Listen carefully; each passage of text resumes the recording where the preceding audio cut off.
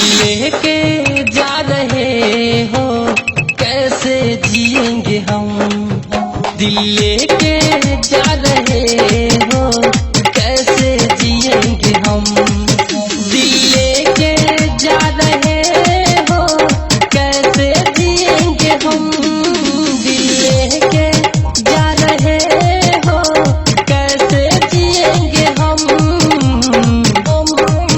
जब याद तेरी आएगी, रो रो मरेंगे हम। जब याद तेरी आएगी, रो रो मरेंगे हम। दिल लेके जा रहे हो, कैसे जिएंगे हम।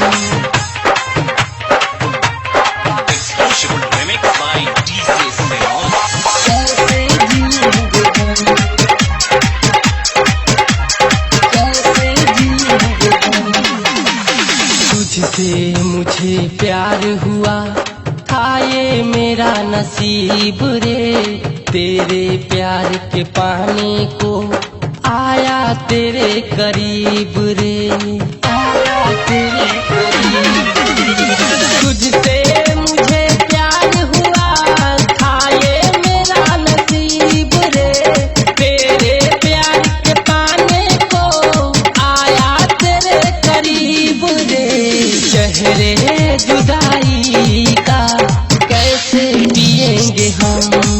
दिल लेके जा रहे हो, कैसे जिएंगे हम।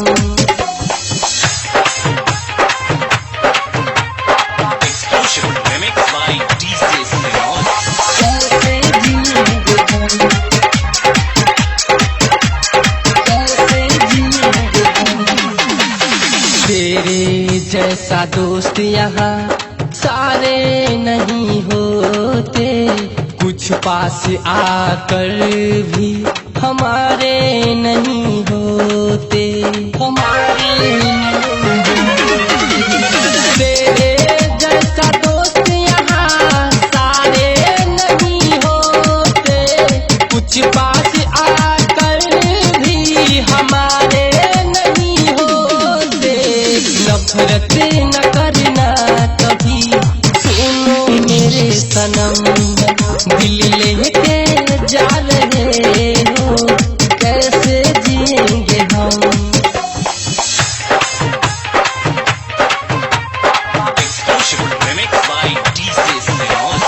कैसे जिएंगे हम,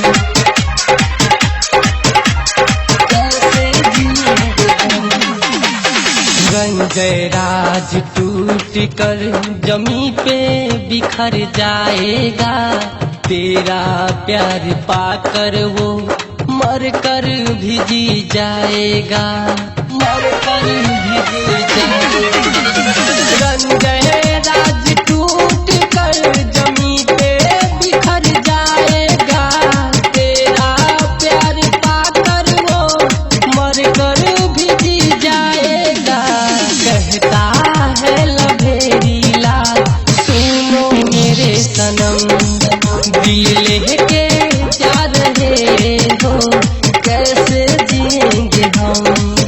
रिकॉर्डिंग स्टूडियो कोटवा।